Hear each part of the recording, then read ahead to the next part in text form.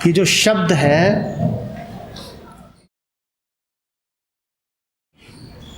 Confidence, इसको थोड़ा समझना पड़ेगा।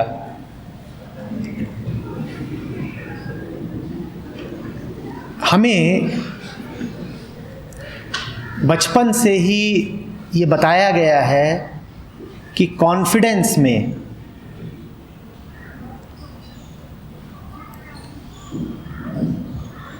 कोई बड़ी विशेष बात है। हिंदी में कॉन्फिडेंस को कहेंगे अभयता।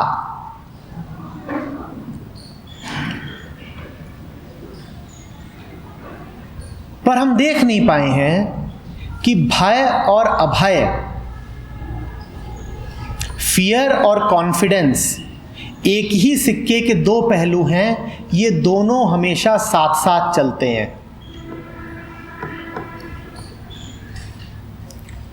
जो डरा हुआ है मात्र उसे ही कॉन्फिडेंस की जरूरत पड़ती है,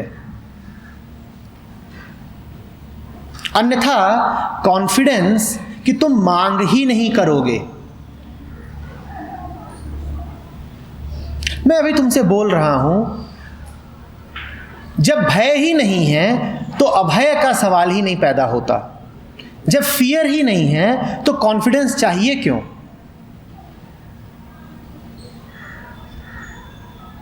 पर तुमसे कहा गया है कि कॉन्फिडेंट रहो। दूसरे शब्दों में तुमसे यह कहा गया है कि डरे हुए रहो, क्योंकि जो डरा हुआ है वही कॉन्फिडेंट हो सकता है।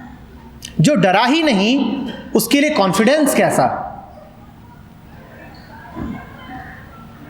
बिल्कुल डरे न होने के लिए, डर के पार हो जाने के लिए एक दूसरा शब्द है, वो है निर्भयता।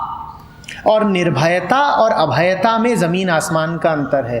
तुम अभयता की तलाश में हो, तुम निर्भय नहीं हो। निर्भय होने का अर्थ है कि भय का विचार ही नहीं।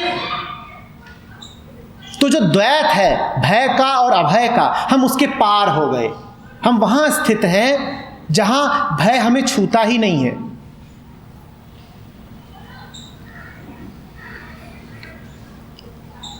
भूलना नहीं, भय जितना गहरा होगा कॉन्फिडेंस उतना ही ज्यादा चाहिए होगा।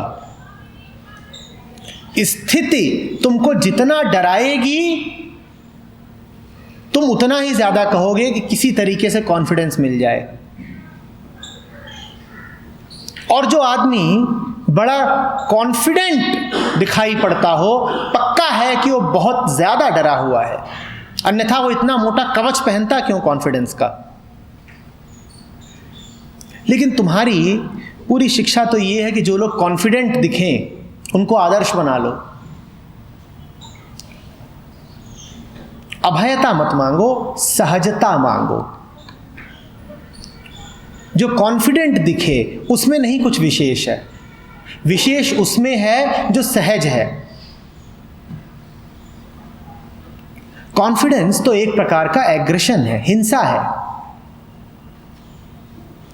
और सहजता में स्मूथनेस है, प्रेम है। कॉन्फिडेंस चिल्लाता है, सहजता शांत रहती है। सहज रहो, जो बात कहनी है कह दी। कॉन्फिडेंस क्या चाहिए? जो करना था कर रहे हैं, उसमें शोर कैसा? चेहरा निर्दोष है और शांत है और स्थिर है, आक्रामक नहीं रहे। आंखें झील जैसी हैं, बिल्कुल ठहरी हुई। उनमें पैनापन नहीं है जो एक कॉन्फिडेंट आदमी में होता है कि जैसे चीर के रख दें आंखें, ऐसी नहीं है आंखें।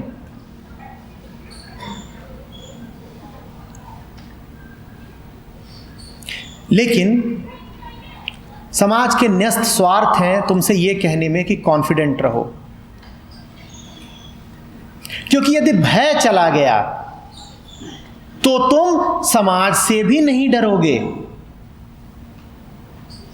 तुम पूरी व्यवस्था से भी नहीं डरोगे, तुम परिवार से भी नहीं डरोगे। इसीलिए ये सारी संस्थाएं तुमसे कभी ये नहीं कहेंगी कि निर्भय हो जाओ, सहज हो जाओ। ये तुमसे कभी नहीं कहेंगी। ये तुमसे कहेंगी डरते तो रहो पर साथ साथ कॉन्फिडेंट भी रहो। ये गहरी चाल है, तुम इस चाल के शिकार मत बन जाना।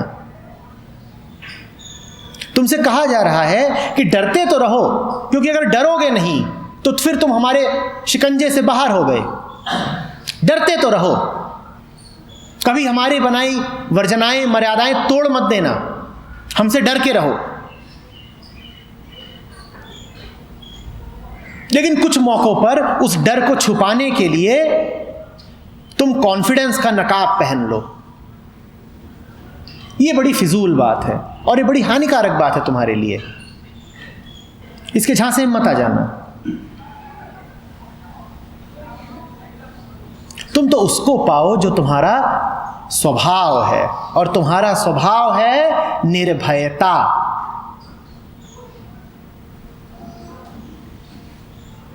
कि भय कैसा, मैं तो जो हूं सो पूरा हूं, मुझसे क्या छिन सकता है।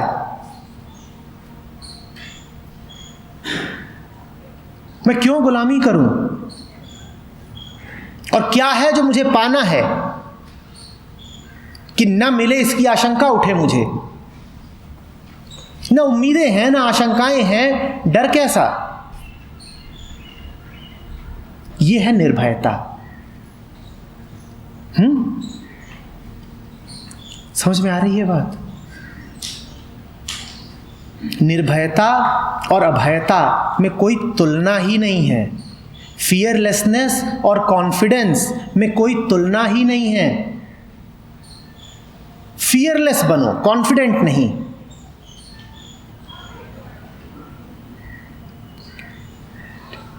ठीक है।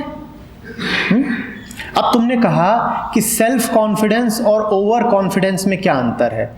जब कॉन्फिडेंस ही नकली शब्द है तो मैं सेल्फ कॉन्फिडेंस और ओवर कॉन्फिडेंस की क्या बोलूं। कुछ नहीं है सेल्फ कॉन्फिडेंस। और अगर तुम कहना ही चाहते हो कि सेल्फ कॉन्फिडेंस कुछ है तो मैं कहूंगा सेल्फ कॉन्फिडेंस इतना ही हुआ कि तुम अपने स्वभाव में स्थिर रहो। निर्भयता है वो, और उसके लिए भी कॉन्फिडेंस शब्द का प्रयोग मत करना।